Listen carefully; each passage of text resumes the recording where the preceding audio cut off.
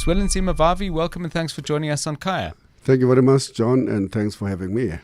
In the week following the Cosatu Congress, the gathering at which it was expected by many that there would be a powerful upsurge of support from the floor in support of you, people are saying that didn't happen and they're asking, what next for Zwelinzima Vavi? Are you asking the same question?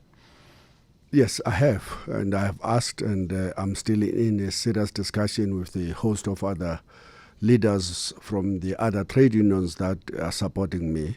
We've been analyzing, and this past weekend I wrote down what I think is unfolding in the Federation Cosatu in the speech I presented to the NUMSA shop stewards, which a number of people have followed. I've tweeted it and I've put it on my Facebook page. And in that address, I began to analyze what is different between 2012, which is the Congress where there was a wave of support, in particular for my leadership, by the delegates who were present in the conference, contrary and in defiance to what was already a clear faction led by some leaders inside the Federation who were attempting, as we used to call it, to stage a coup in the Congress. Yes. And the support was unbelievable. 3 years down the line, we saw 1,700 delegates in the Congress of the Federation basically deciding that the dismissal of other 365,000 workers was not an urgent matter to be addressed in this Congress, and that unity was going to be possible without them. And this is a dramatic turn of events, basically. And in this analysis we have made, we've begun to look at what happened and what is different between 2012 and 2015. If we have time, I can articulate some of those reasons today. Were you surprised? Not at all. I wasn't surprised. But I had wanted those comrades who believed that there would be that wave to go and taste for themselves. And they came back frankly bleeding. And because that wave was not there, they were hoping that in a secret ballot, workers will be able to express their opinions freely. That was not allowed from the chair. And when that didn't happen, the writing was clearly on the wall that the union's leaders who had taken a particular position in relation to the two factions in the Federation will be able to get their way, basically. Pums on Twitter says, John, I think Comrade Zwelinzima should just walk away. I feel we're now paying more attention to him than the cause. Could you walk away? Could you imagine a life outside the cut and thrust of political and economic struggle? Do something else? Those who are personalizing this matter are making a mistake. It's like there is a Zwelinzima Vavi who was equal to Cosatu and will be equal to any alternative to the Federation. And they continuously make that mistake daily in the social media to equate one individual to an organization. I was just a General Secretary elected, and in 2012, unanimously by members with a support that we have already described to you and which everybody in South Africa saw. And the people who form the opposite faction in the Federation will hold a press conference tomorrow. And I happen to know what they're going to say, but I want not to steal the thunder. But they will make the following points. That they are, in their view, Cosatu have been stolen, and that the state have played a huge role in stealing a federation from its members, a federation that was so respected by South African workers and the other workers in the world all over.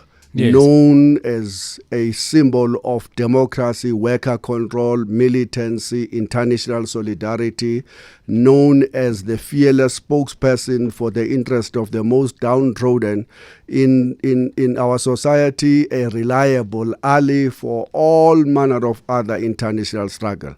And the view of these unions is that that organization is no more and is not going to rise in November if the current patterns of how the democracy is managed in the federation goes forward. So that brings me to a tweet from Nakampe, who says, "Why are Vavi and Nomsa still fighting to be in Cosatu? Are they afraid of the future outside?" No, of course. There are two things I must raise in relation to this in answering them. Those of us who were in the 1985 founding Congress of the Federation, and who before that 1985 founding Congress stood at the gates 5 o'clock, 6 o'clock in the morning, organizing workers, know how painful this whole tragedy is to our history and to our emotions. When such a united force, a voice of workers, is suddenly being transformed into an apologist of the status quo, and that status quo of which status quo? Status quo is there is 36% unemployment rate. There's corruption running out of hand. There's inequalities that have deepened to the point that we're now number one in the world. There's 54% of our population unemployed. There's 35% of all workers employed by the labor brokers in South Africa. There's 50% of the workers who are earning below 3,033. That's the status quo, unfortunately, in South Africa today. If you transform an organization with a clear program to confront those challenges into an organization that will now be the defenders of the CEOs, as we have seen the Cosatu statement issued this week in defense of the PRASA CEO, then you must know that something fundamental, and that's why these unions are saying the Cosatu that existed in 2012 is not there in 2015. The second point that the caller is making a mistake on is that, no, we're not afraid. Of course, we would prefer a Cosatu, and we have said to the public, we will do everything humanly possible to return back Cosatu and to fight for Cosatu to return back to the federation of Elijah Bakhai, Jay Naidu, and the heroes and heroines of workers that led it so proudly to the giant that was celebrated everywhere else in the world. But once everything else have failed, then everything else have failed. Now, tomorrow, the unions that are being sidelined by the majority in the CC, and that majority managed to get 1,700 people to endorse their position, will tell the public that they are convening a meeting of the joint executive committees, and secondly, they're going to call a broader workers' summit in South Africa. That summit will then decide what should be the future of trade unionism in South Africa. And the people who will be asked to come into such a congress will be all the unions beyond Cosatu. It will be every person who believes in the independent, militant, fighting, transformative, and socialist-orientated trade union movement. And that's where we will then see what that workers' summit decide, and that's it. If they decide that we must still continue to fight in November, that's it. If they're saying that, no, it's now time to go and look for an alternative, that's it. So, on the one hand, you might have the positive scenario of competitive unionism with perhaps a more authentic workers' voice, as you've just described. Time will tell on that. The other scenario, though, is that you have competitive unionism in every single sector and possibly every single factory in the country. In other words, we will have 2 metal unions, we will have 2 big unions in the food sector, we will have divided union organized worker formations in every sector where there are unions now.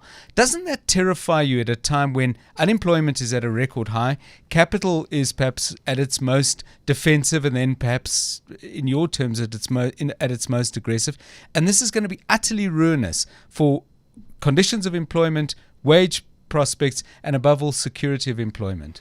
The concept of competitive unions is a concept that is borrowed from the capitalist world and brought into a space of unions and trade unions. Workers can't afford to be in competition with one another through their unions. The only weapon in the hands of workers is their unity, their numbers, and their clarity politically. But let me rephrase my question. If the scenario 2 unfolds, that the broad gathering of unions eventually, be it now, be it later in the year, be it next year, decides to form another federation, we will have shop floor battles in every single sector. Do you concede that is inevitable, unavoidable? It depends on what you want to do with such a federation. For example, if your preoccupation in that federation will be to contest to death the current less than 2 million members of the federation, when there are 15 million South African workers outside, who are employed rather, not outside. Yes. Because in South Africa, we only have 3.5 million workers inside the trade unions. The greater majority of South African workers are outside the trade union movement. They are employed in the most exploitative conditions you can imagine. And the most difficult to organize. They are most difficult to organize. All of us have failed to reach out to that majority. And this is the majority in the farms, in the hotels, in the catering industry, in the taxis, in the domestic work, and everywhere else. We're saying that one of the greatest priorities for trade unions moving forward is not to fight to death about 1.82 million members. The priority must be to reach out to the majority of workers who are unorganized. Any person who will have a strategy to organize, to reach out and to champion the interest of those workers will be the greatest majority in terms of trade unionism in the country. Your critics would say, Mr. Vavi, why are you thinking of that now? You had an opportunity in a very strong position in a well-resourced federation like Cosatu to bring in the taxi drivers and the hotel workers. Why now? Precisely. In the 2012 Congress of Cosatu, in the aftermath of the Marikana Massacre and the Didwarens workers or farm workers uprisings, one of the most important resolutions that was taken by that federation was that as pillar number 3 of our strategy, we must go back to the basics. Part of that going back to the basics was to build not just strong worker-controlled and democratic trade union movement, was to also reach out to the most vulnerable sections of the workers in the sectors that I've already mentioned. The tragedy is that instead of the CEC implementing all of that of those mandates, yes, including for radical economic transformation, a new wage incomes policy, and for driving the Lula moment, that was completely abandoned in favor of a new program. And this program became surgically remove NUMSA, surgically remove the General Secretary, dismantle the current federation as it exists, and in its place, replace it with a new federation. That's what the former General Secretary of NIHAU, Fikile Majola, now an honorable member of parliament, said both in a private discussion of the CC and in public. And since then, that whole program that would have made us to be far down the line in reaching out to the most vulnerable workers was completely sidelined in favor of factionalism, and all of that the public know have happened. Excuse me, let's get a call. Here's Tommy calling from Vosloorus. Hi, Tommy. Hi, Tommy. Good evening to you, Comrade Vavi. Good evening. Yes. Comrade Vavi, I just want to ask, how about if you guys move away from politics and start a federation that is going to stand for workers' rights, and then again, and you take all the subscriptions that the workers are paying monthly, and then you open the companies that are going to pay the workers' living wage. Comrade Vavi, I will say this. Last when you were in Bob's show in the morning, I attacked you because you guys were saying sikhuluma kakhulu sikhala njalo. But now things are out of hand in South Africa and people are suffering. For example, for example, in Kandla saying 81 soldiers are guarding one person, and 21 houses are not working, and people, the very same workers are not having homes. France is calling from Houghton with a question. Hi, France. Evening, John. How are you doing? Fine, and you? All right. Yeah, John, two things. I want to say to Mr. Vavi. First is the labor brokers. I just want to know, how did they fail with this whole issue of labor brokers? Because, I mean, could they not explain to government that this is going to be a burden to government? All these workers who are without pension fund benefits and all those things, it's going to be a burden to government at a later stage. But also, I feel on the issue of Marikana, it would seem like the Cosatu Federation, which is part of the tripartite alliance, were against those workers. I've never heard Mr. Vavi come out in condemning that massacre really in public when he was still in bed with the ANC. I don't know if he ever did, but I never heard him publicly saying that, including the other unions. And it was like, because those were AMCU workers, it didn't really matter to the other unions. Okay, thanks. We'll get his comments on both of those. The failure of government to understand Cosatu's position on labour brokers, and maybe you might want to talk about a larger failure of an agenda that you thought would ensue from President Jacob Zuma coming into power at Polokwane, a more left worker sympathetic agenda. But labour brokers in particular, and then France saying you never spoke out against Marikana. Was it because AMCU members were not Cosatu members? Yeah, but let me start with Tammy so that we don't disadvantage him because he was the first caller.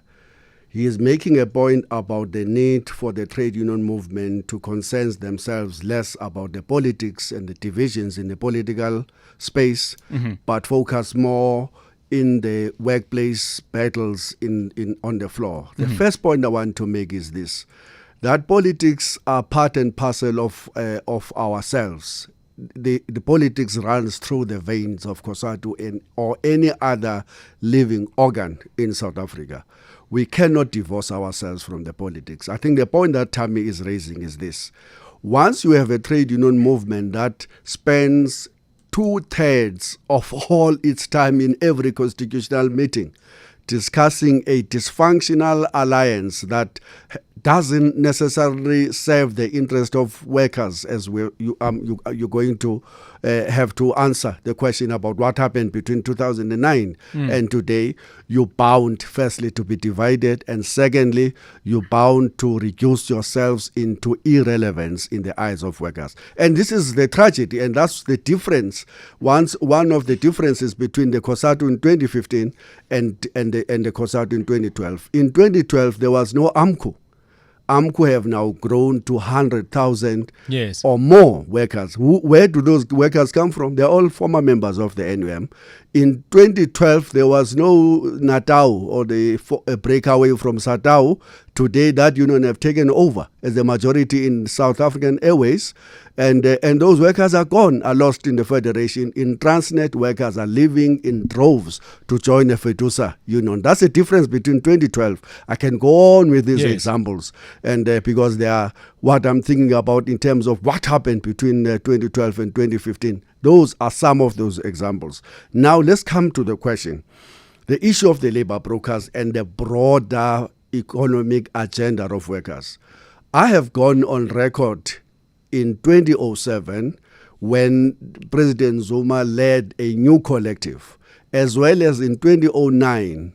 And the people who have been observing know how excited I was about the prospect of us moving into a new agenda, firstly away from the neoliberalism and against what we called the inappropriate macroeconomic policy framework enshrined in GIE, or in what we call the 1996 class project, towards a new growth path, a new industrial strategy centered around decent work agenda, transforming our education, transforming our healthcare, including introduction of the national health insurance, fighting for a new rural strategy centered around a new agrarian reform and based on food security, and fighting corruption and crime. That's what made me to be so excited about the prospects of 2009. Can I come in for a second? And I want to ask you this because it relates to questions other people are asking. Did you ever in that time sit down with Jacob Zuma, President Jacob Zuma as he is now, aspirant president as he was then, and have conversations with him where you got a sense of his views on these things? I mean, did you come out of there, if you ever had those conversations, and say, this man has great ideas on agrarian reform, on labor brokers, on decent pay for difficult work? Did you ever have a conversation with him where you felt you could walk away and think, I know what this man believes in? I did. 2011 times. I listened to him not only in conversations privately, but in discussions, in addresses that he was making to the unions. Addresses to unions are easier. Of course. I'm talking about you look someone in the eye and you get a sense of what they believe in. If he convinced you that he believed in progressive policies and decisive action, and I think the second is more important on all these issues, how could you have been so wrong? Let me say that it took not even a year for some of us to be nervous about the agenda of the country. By 2010, we were nervous. And if you remember, by October of 2010, Cosatu penned a discussion document approved by the CC, still united at that point, that said there's a danger looming. The first danger was what we call policy paralysis. Zigzags, in that suddenly there was nobody intervening to ensure that the macroeconomic policies that we inherited from the 1996 class project, the neoliberal agenda, was no longer on the table practically. And suddenly that macroeconomic policies remain a huge constraining factor in holding down progress that we should have registered in relation to implementation of the industrial action policy action plan or the new growth path or the progressive elements of that growth path. So we began to say, hey, red lights. Secondly, we said the second red light is the rise of what we termed the tenderpreneurship in the country, which was actually to talk about corruption. And thirdly, we said this alliance is at crossroads and requires a major intervention to be put in track so that it is a transformative alliance that drives the changes that are necessary in the South African context. We wrote that in October United. It is only after that paper the divisions emerge, because suddenly the impact of lobbying, the patronage system was now showing very, very, very, very openly, or maybe it was in the politics of the country and inside the federation. Or maybe it was there all the time, and in your desire to get rid of the ANC of Thabo Mbeki, you simply chose to ignore it. I usually say that when we put a campaign against the former president Jacob Zuma, you mean Thabo Mbeki? President Thabo Mbeki. Yes, we were part of a coalition of the wounded. Yes. And what we failed to do, I think because of anger, was to analyze why everybody else was angry against the Thabo Mbeki. We were angry from the class point of view about against privatization, about the drive to put up a slim state, against neoliberal programs. But others were not angry about those things. They were angry about something else. They perceived him to have sidelined them in the cabinet deployment.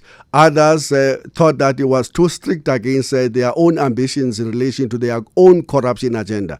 And the point I used to joke about this point, in fact, post-2007, and I said, look, guys, it is always easy to climb on the back of a lion. Yes. But the most difficult or impossible task is to climb off the back of the lion, because it will then tear you apart.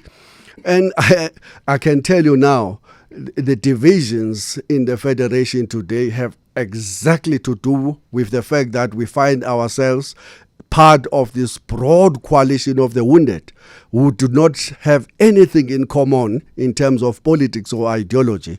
And there you are, the Federation of Workers is being imploded today, and they risk spending the next 5, 10, 15 years without an effective voice that will champion their issues, as Cosatu did when it took up the battles against labor brokering system, against e-tolls, against unemployment, against neoliberal problems, against outsourcing and all of that. And that's what is making everybody's heart, at least some of us who know the history of this federation, to bleed every day. We'll come, excuse me, back to the Marikana issue in a moment. But Fanyana's been holding on from Dawn Park. Hi, Fanyana. Hi, John. How are you? I'm fine. How are you? I'm good. John, the comment that I want to make is, Mr. Vavi, there's something that I think the other caller mentioned. I think the one thing that I'll say is the Cosatu fell down in his clock. To go back to cases like, you look at Jay Naidu was in Cosatu, he went to government. I think the biggest problem about Cosatu, and even the guys who are out of Cosatu now going forward, is you can't be a union and link yourself to a political party. Meaning, now what is happening is you are an employee, meaning you're employed by somebody, but you're working with. Because now Cosatu gets sold a basket. They need an apple, but they got sold a basket full of fruit by the ANC, which they need to take. And they can't move away from that. Okay, thanks. Mpo and Fosterus, hi. Hi, Dr. John Legai. Kiteng Budlikai. And to Mr. Vavi as well. There's two things, Dr. John, here. My question will be, do Dr. Vavi think he'll be relevant to the workers when he go back to Cosatu, him and Numsa? That's the first thing. Number two is that what different or what change of approach will they implement when they go back to Cosatu, if they go back to Cosatu? I can tell you with Salzburg at this moment, it's for bankers. Yes. For me, it's not relevant to anyone, and it's under Cosatu. You'll never even see any banker saying anything for themselves, and they are locked up in some cage. So those are the other things. If these guys start their own federation, I think things will go better. Unlike now, because they're still going to fight for the next coming 5 years. You'll remember me. If they still want to go back to Cosatu, that means it's war until the next 5 years. What happens to an ordinary worker? Okay, well, thank you. So let's just make sure we don't miss things. France called you out, Mr. Vavi, and said that he'd never heard you speak out on Marikana. Let's deal with that first before we forget it. I will accept a criticism that says we were not vocal enough, and we never called that killing of 34 workers in 4 minutes what it is, which is a massacre. We bought into the idea that this was just a tragedy. And I don't want to hide that. We were all caught up in the politics of defending our union, which workers were actually revolting against. And we needed to defend that union. And I suspect that in defense of the union, we were not that vocal, and we became not that truthful in relating to the Marikana situation. But there is also a story behind that. Lots of South Africans don't know that the Marikana Massacre itself should have not happened if it was not because of the internal Cosatu difficulties. There was a strike that lasted 4 months before Marikana at Platinum South and Platinum North. Mm-hmm. At Lonmin? No, not in Lonmin. Okay. It's another mine next to Lonmin. Okay. Platinum is called Platinum South, and another branch is called Platinum North. We were invited by the workers. We took the leadership of the NUM to intervene. Workers at that time were agitating against the union already, but we kept on pleading with them, don't leave the union, fix it. They were very angry against what they perceived to be shop stewards that were in the pocket of the management, and they raised the crisis of a wrong grading system which have sidelined the rock drillers and promoted the workers in higher skills, and yet the rock drillers in the mines are the people who actually make production happen. Yes. And we should have intervened. We didn't intervene because suddenly the leadership of the NUM, in particular his former General Secretary, suddenly became so agitated against me in particular, making all manner of allegations that I was promoting myself instead of addressing the issues that workers were raising. As a result of that, we backed off, and the strike moved from Platinum South and North into Lone Min. And then there was violence, and then there was the massacre. Yes. That history have to be told at some point in its greater detail. There should have been no Marikana if the unions were doing their job in the first place. That's my starting point. That's my response to you, Comrade Franz. Now, so on Fanyana, Fanyana, he says you can't be an effective union if you're linked to a political party. He says you're hoping to get apples from the ANC, being connected to the ANC, which is in government, but instead you get a bowl of fruit, and a lot of that fruit is of no use to you. I think you understand the way he's illustrating it. So your response: stay out of links to political parties. Would you advocate that going forward? This is one of the biggest issues to be discussed in that workers' summit. Is it okay to link a trade union movement into a particular political party in a manner that almost signs a blank check to that political party without any possibility of holding either the people you deploy into parliament, cabinet, accountable in any way?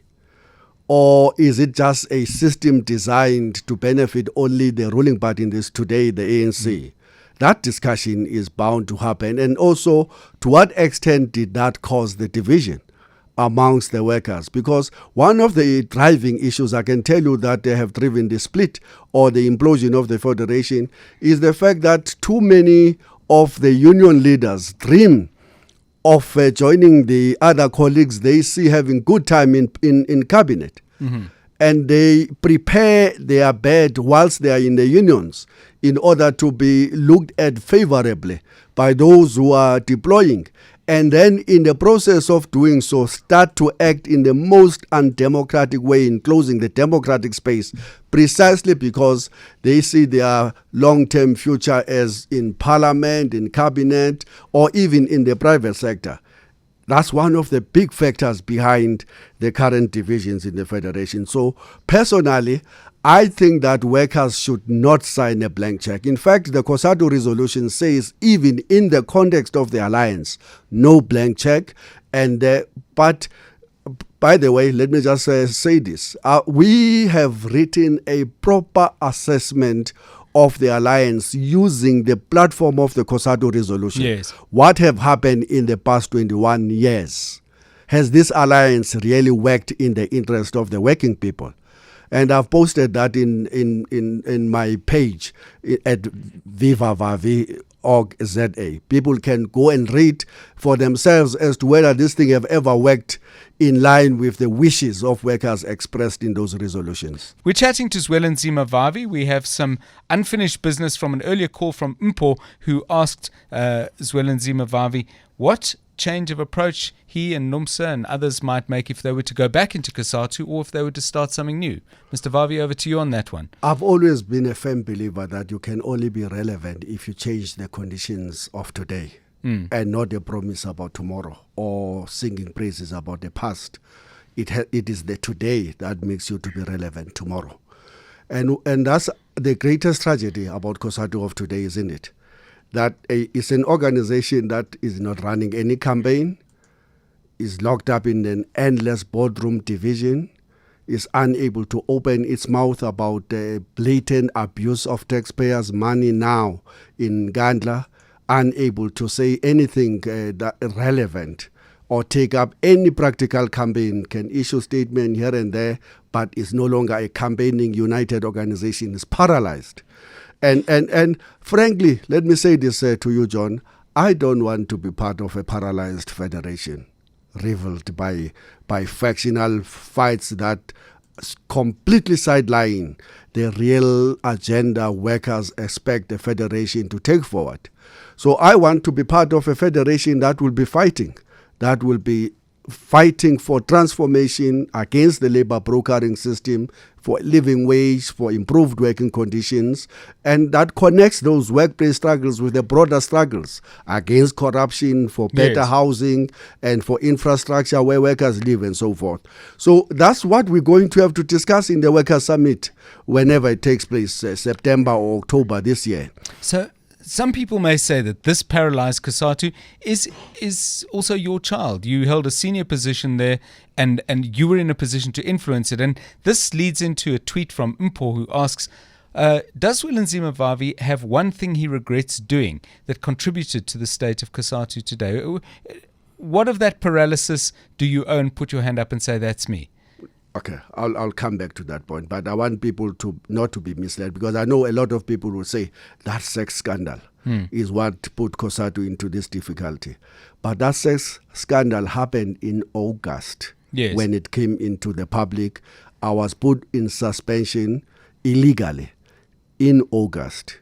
But Cosatu already was in war against itself immediately after the Congress. Instead of us implementing those 4 mandates we received from the Congress, people started to run a campaign. Having lost in the Cosatu Congress, they ran a new campaign, Vavi must go, NUMSA must go, with all of those who agree with it.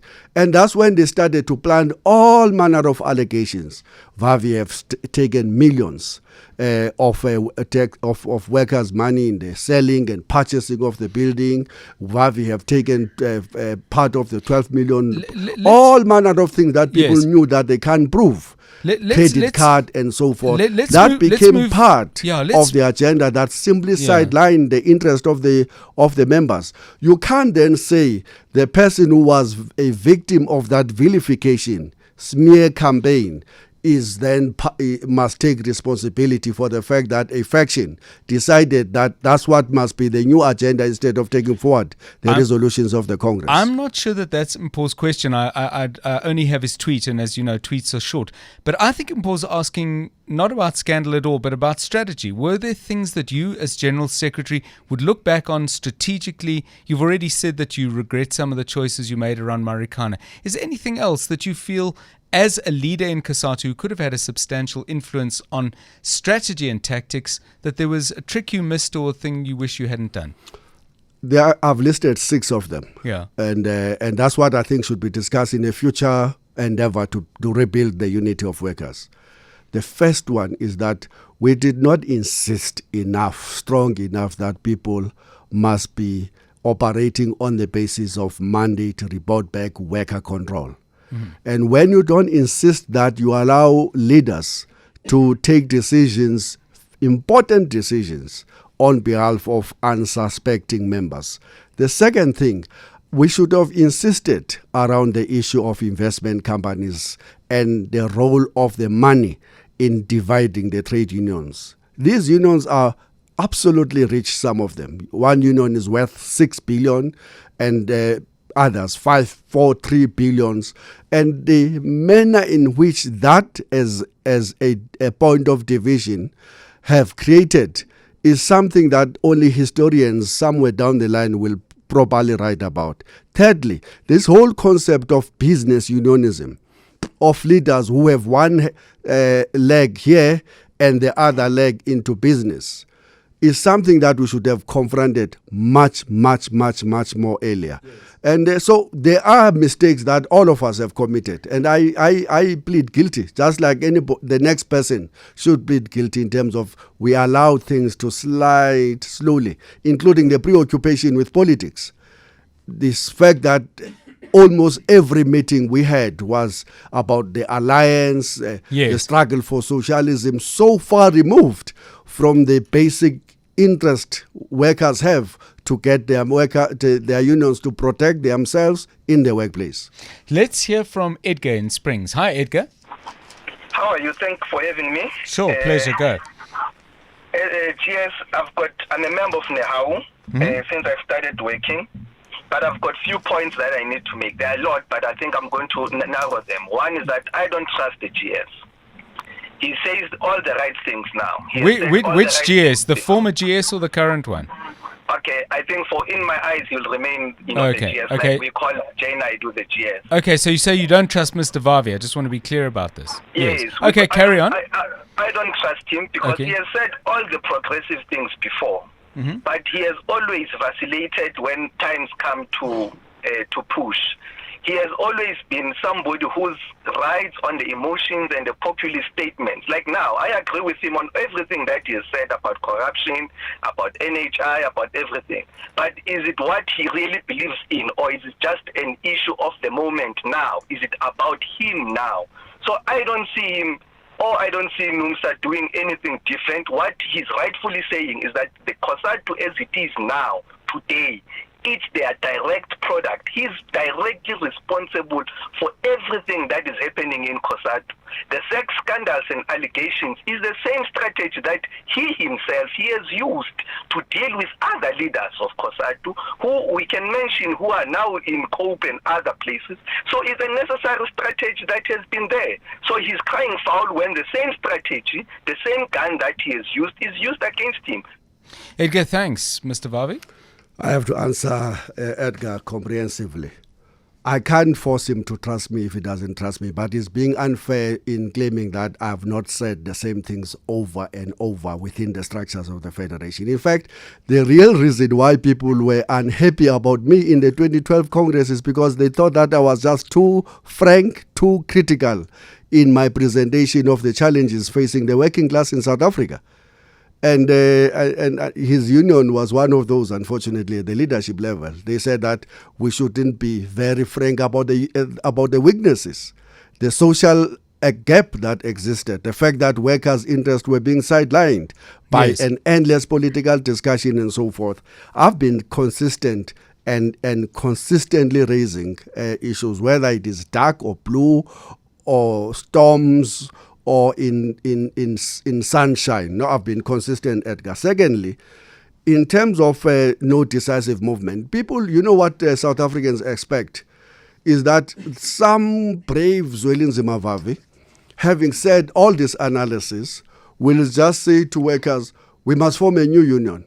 We must form a new federation. Forget about COSATU. It can't work like that. The new federation will be formed and will be agitated for by the workers themselves. If it is just one individual, no matter who he thinks or she thinks he is, will just stand up in a public platform and say, I now order a new federation, that federation will have no future because it will now suddenly be a federation of so and so. The Workers' Summit will provide an opportunity to workers themselves to decide what should be the future of the trade unionism in South Africa and not one person. And I will abide by that decision. If the assessment is this federation is truly dead, we are fighting over a stinking corpse here, why waste your time? Let's move on. That will be the decision of the delegates in the Workers' Summit and not by Zwelinzima Vavi. And I think that's why people, I know in the social media, people are hammering you. You are a coward. You are not like Malima. This is not politics. This is the most democratic prime organ of the workers, the trade union. You know, one bull here that can just order people out of their unions to form a new federation. It won't work like that. Secondly, Edgar, you are unfair to me. I never use any sex scandal against anybody. Never did I celebrate on the fall of any person at the individual level. People are accusing me of having purged Comrade Willie Madisha unfairly. But here are the facts behind that, and anybody who was there in the run-up to the 2007 Congress of COSATU will know this. Comrade Willie Madisha go out into the public and make allegations that I have abused the COSATU credit card. Yes. And that I have used it to take a girlfriend to the World Cup in 2006 Germany. And he is being asked by a special committee set up by the CC made up of 4 presidents of their affiliates. Bring us the evidence. He doesn't bring any evidence to back it. Then beyond that, he goes again to the public platform and say he has given a 500,000 rands to the General Secretary of the SSCP, Blade Zemande, in black plastic bags.